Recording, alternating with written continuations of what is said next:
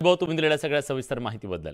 यानंतर वळूया पुढच्या बातमीकडे। ईडीच्या एका नव्या कारवाईच्या संदर्भातली बातमी। बारामती ॲग्रोच्या कथित गैरव्यवहार प्रकरणी मुंबईसह 6 ठिकाणी ईडीने छापेमारी केली आहे। आमदार रोहित पवार यांच्या बारामती ॲग्रो कंपनीवर केंद्रीय तपास यंत्रणांनी छापेमारी केली।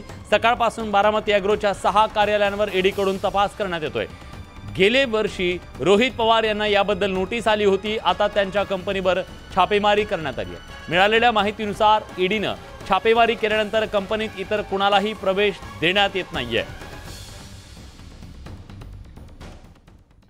दरम्यान बारामती ॲग्रोच्या छापेमारीवर रोहित पवारांनी ट्विट करत आपली प्रतिक्रिया दिली आहे। बघूयात ते काय म्हणतात।